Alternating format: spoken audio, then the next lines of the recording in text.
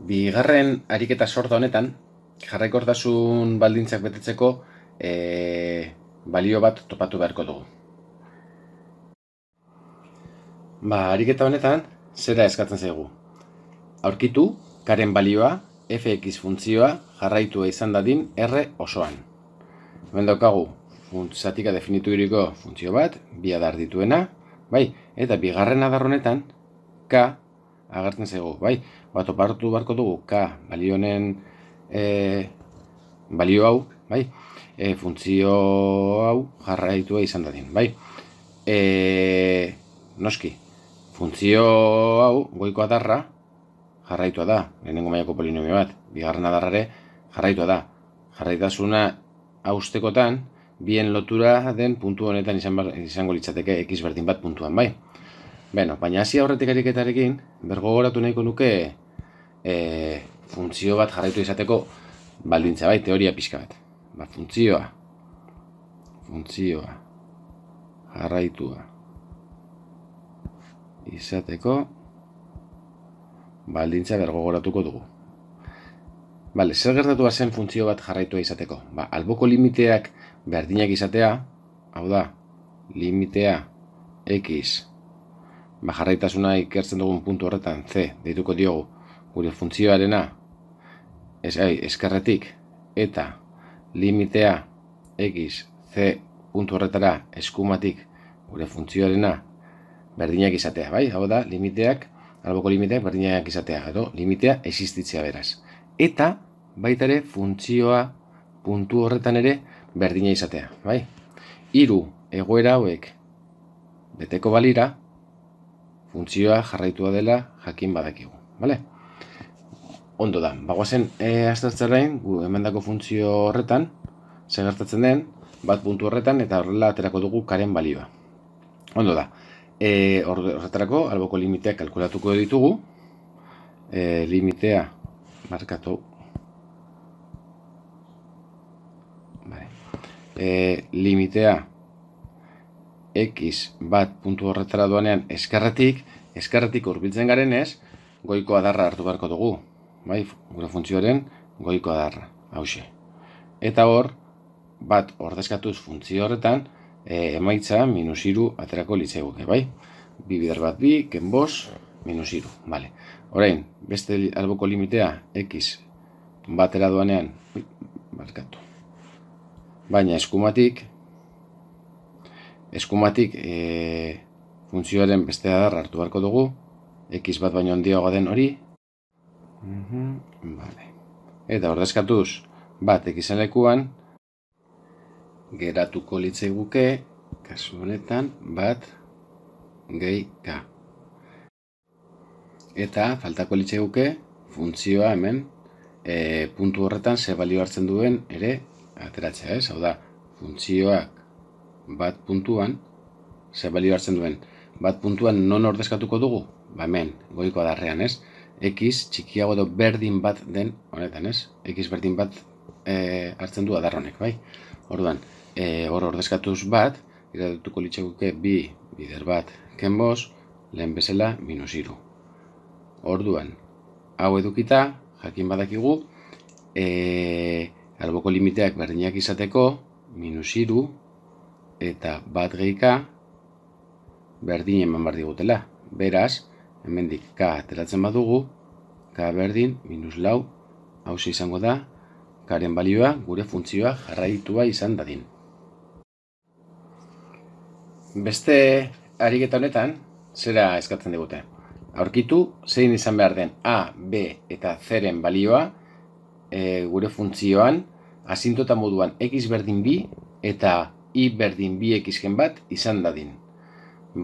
Bi asintota ematen dizkigute, eta baldintza horiekin topatu behar dugu gure funtzio hau, funtzio honek bi asintota horrek izan ditzan, ze balore hartu beharko luketen a, b eta c-k.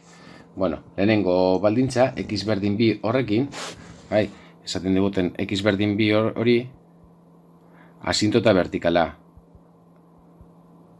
litzateke, ez? Eta gu badakigu asintota vertikaletan,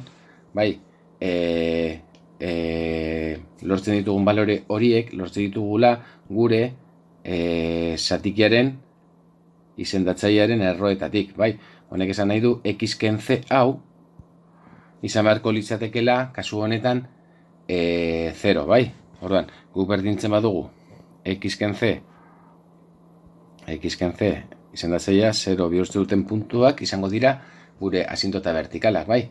Orduan, x-ken c 0ra berdinduko dugu, baina kasu honetan asintota badakigu ja da, bai? Bi denez, x berdin bi, x-en lekuan ordezkatuko dugu bi hori, bai? Ordezkatuko dugu hemen x-en lekuan bi, orduan geratuko litzaigoke biken c berdin 0. Eta hemendik c askatuta badaukagu zeren balioa. C izango litzateke kasu honetan, bi.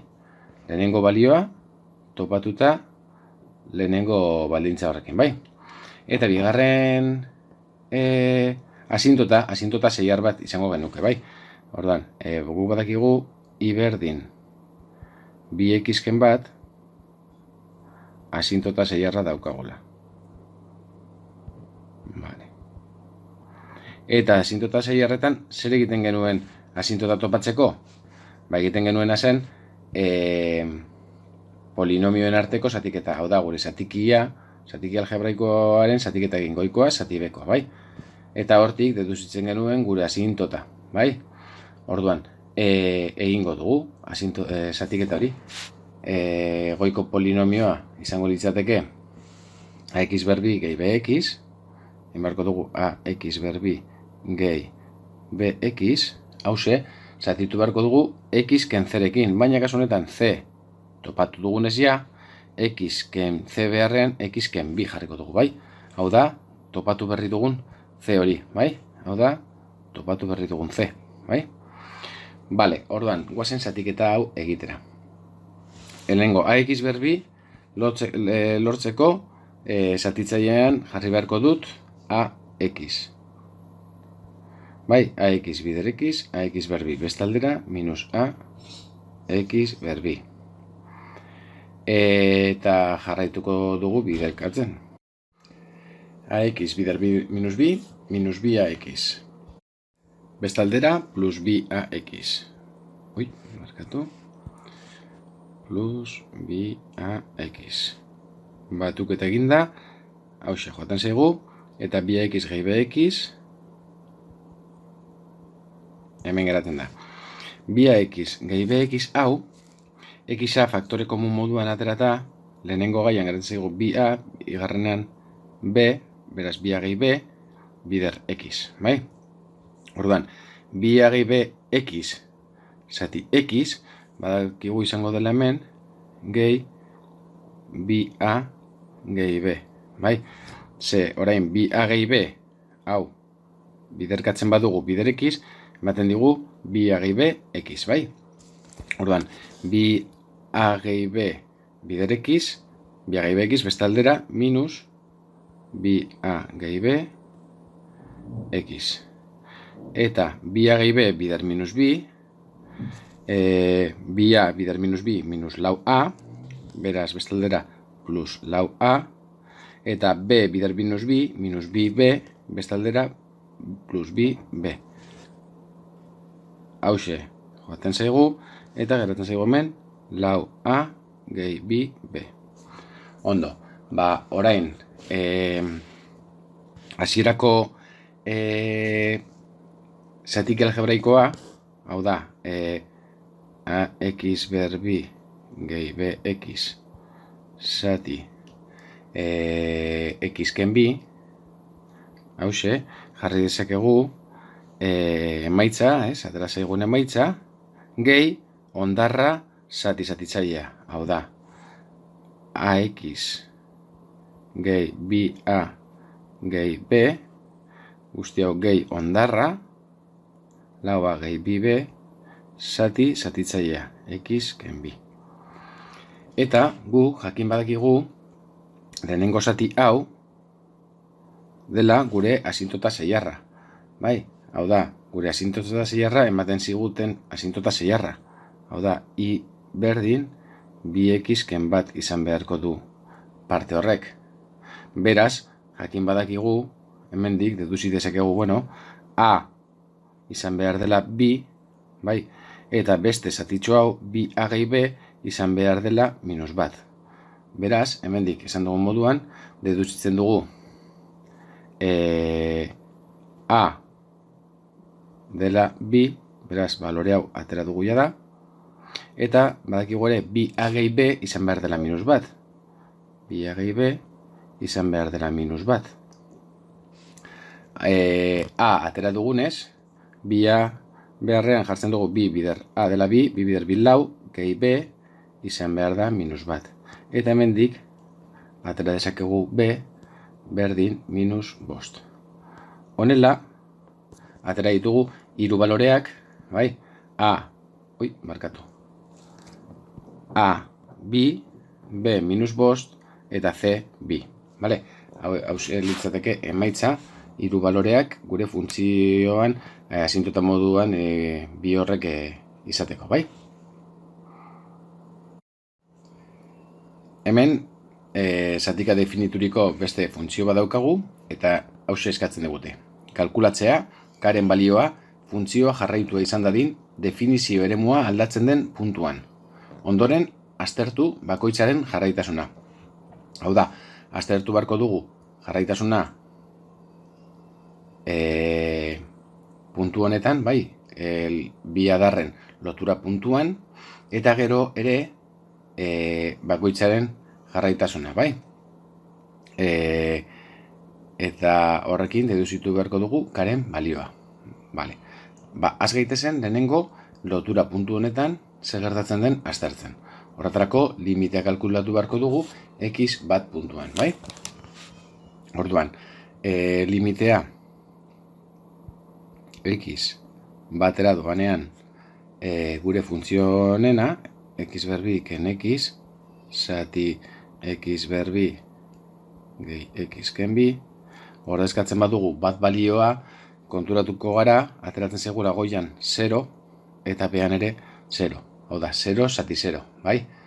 Horrek esan nahi du, bai goian, bai behan, x ken bat faktore edo erroa, faktore komuna daukatela edo erroa, bai? Hau da, limitea x batera doanean, nik jakin badakit goian, faktore komuna ateratzen badut, x ateratzen badut faktore komun moduan, geratzen zaidala x ken bat, esan dugun moduan, x ken bat hau, bai, ekiko dugu komunean bai goian, bai behan.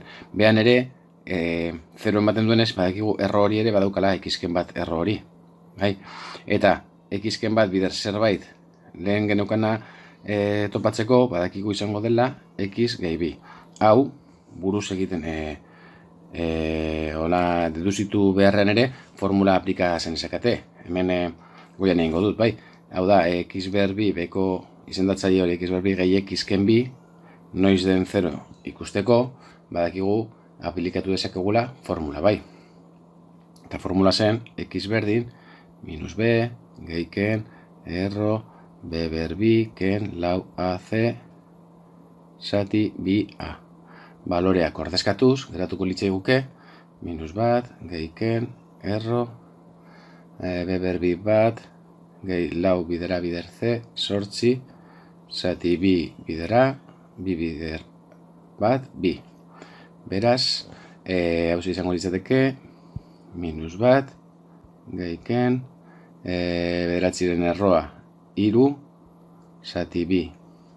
Beraz, bi emaitza, x bat izango litzateke bat, eta x bi, esan minus bat, gehi iru bi, bizete bi bat, eta x bi, minus bat ken iru, minus lau zati bi, minus bi. Bai, hau izango litzateke. Horregatik, hemen deduzitu ditugun horrak ez, x ken bat, eta x gehi bi, bai? X ken lehenengoa, eta x ken bigarren erro. Bale, orduan, jarraituz limitearekin simplifikatuko genuke hauxe honekin, eta geratuko litzaiguke limitea x batera doanean goian x eta behan x gehi bi. Eta hemen orain bat hori ordezkatuko bagenu, goian geratuko litzaiguke bat eta behan 3. Beraz, herena. Beste aldetik, bigarren adarra aztertuta, guk badakigu x berdin bat puntuan funtzioak balio duela k. Hau da, f bat puntuan gure funtzioak balio du k.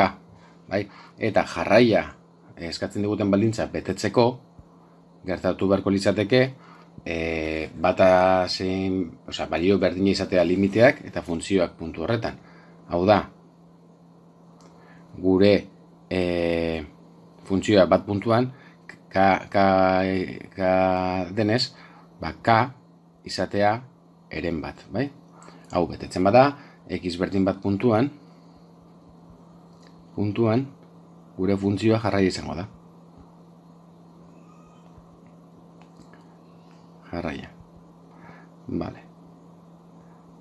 Eta, orain, aztertu beharko dugu, zer gertatzen den gure funtzioarekin, beste puntu honetan, x bi horretan, minus bi denean, bai?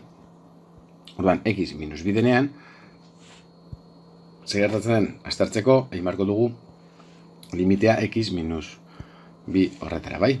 Orduan, limitea x minus bira duanean gure funtzio honena,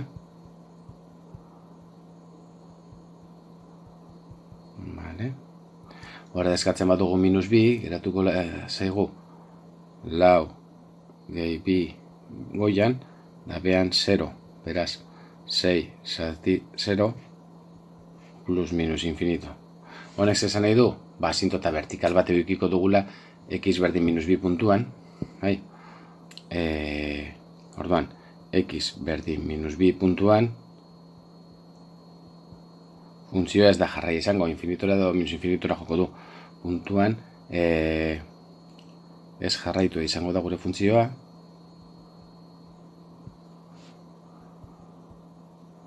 Izango da. Salto infinitu bat barkatu ekiko dugulako, bai? Salto infinitu motako etena. Hori baki gertatzen dela beti, asintota vertikal bat daukagulako. Hauze, izango litzateke gure ariketa, bai. Lehenik eta behin aztertu bat puntuan eskatzen ziguten funtzio jarraia izateko ze balore hartu behar zuen k, hemen lortu duguna, eta ondoren aztertzeko funtzioaren jarraitasuna. Orduan, funtzioaren jarraitasuna ondoren aztertzeko, beste puntu konfliktibo horretan, minus bi horretan, zer gertatzen den aztertu dugunean, ikusi dugu salto infinitu bat daukagula, bai? Asintota vertikal bat daukagulako x minus bi puntu horretan. Da hauze, azkenengo ariketa, bai? Hor zatika definituriko funtzio hori eman da, kalkulatu a eta beren balioa f jarraitua izan dadin eta grafikoa koordenatu jatorretik pasa dadin. Vale. Orduan, jarraia eta gure kurba pasatu behar da koordenatu jatorretik, hau da, 0,0 puntutik, bai? Orduan, lehenengo baldintza horrekin hasiko gara, koordenatu jatorretik pasa dadin, orduan. Koordenatu jatorretik pasa dadin, zera gertatu behar da, f 0 puntuan, bai, x0 denean, atera behar da ere 0, bai, x0 denean, i ere 0 izan behar duelako, 0,0 puntutik pasatzeko. Orduan, ordezkatzen badugu 0a gure funtzioan, kasu honetan, goiko adarrean, bai, x bi baino txikiago den horretan, bai, hor dago 0a, bai, bi baino txikiago den adar horretan, ordezkatuko dugu balio hori, ez, 0, x berdin 0, orduan, geratuko zaigu, mena ingo dut, vale, f 0, zengo ditzateke lehenengo adarrean ordezkatuta, bider 0 ber bi 0, gehi a bider 0, markatu, hemen, a bider 0, gehi b, beraz, guzti honek eman behar digu, esan dugu moduan, 0, honek esan nahi du, b, hau eta hau jaten denez, b 0 izango dela. badaukagu lehenengo balio bat, b, 0 izatea, baldintza horretatik ateratu gune. Orain, aztertu beharko dugu ere, zer gertatzen den, zatika definituriko funtzioetan, bakigu lotura puntu horietan, jarraitasun horrekin zer gertatzen den, bai? Orduan, aztertu beharko dugu, x berdin bi puntu horretan, zer gertatzen den, bale? X bi puntua aztertu, bale? Puntua aztertuko dugu. Orduan, horretarako, limitea bi puntuan kalkulatuko dugu. Limitea x bi puntura gure funtzioarena, bi adar ditugunez, eskerretik adar bat adortuko dugu, eta eskumatik bestea. Eskerreko adarra, bi baino txikiago den puntu hori dagokie, beraz, lehenengo adarra, bi x ber bi, gehi a x, gehi b, kasu honetan, baina b ja kalkulatuta dugunez, ez dut jarriko. Beraz, berdin, orain ordezkatuko dut bi x dago lekuan, bi ber bi, sortzi, gehi a bider bi a. Eta beste limitea eskumatik, bi horretara, baina eskumatik, beste funtzio, beste adarra ordezkatu beharko dugu, x-gen bat, eta orain ordezkatuta bi x dagoen lekuan, geratuko itxaguke, logaritmo nepertarra, biken baten logaritmo nepertarra, eta a honek ematen du 0. Orduan, jarraitu izateko, badakigu alboko limiteak, hauek, berdinak izan behar dutela. Beraz, bi a gehi sortzi izan behar dela 0. Eta hemendik aterako dugu a dela minus lau. Honela, atera ditugu falta zitzaizkigun baloreak. Ondoren, badazpada beti, behiratu behar dugu, ze funtzioa lotura puntu horrez gain, aber jarraitua izaten jarraitzen duen, bai. Eta fijatzen bagara, lehenengo adarra parabola bat denez, bai, R osoan existitzen da, eta logaritmoa ere jakin badakigu ezin dela izan 0 edo negatiboa, baina markatutako tartean x bi baino handiago den horietan ere tarte oso horretan jarraia da, bai? Hor bai existitzen dela. Beraz, funtzioa, esan dezakegu, jarraia dela R osoan, bai? Edo idatziko dugu, hemen funtzioa jarraia da gainontzeko R osoan, funtzioa jarraia da gainontzeko R osoan, adarretako bat parabola bat baita, adarretako bat parabola bat baita,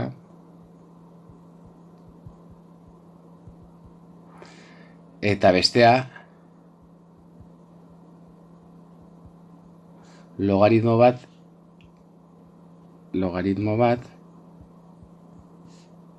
x bi baino handiago den tartean. Hauxe izango litzateke ariketa amaituta.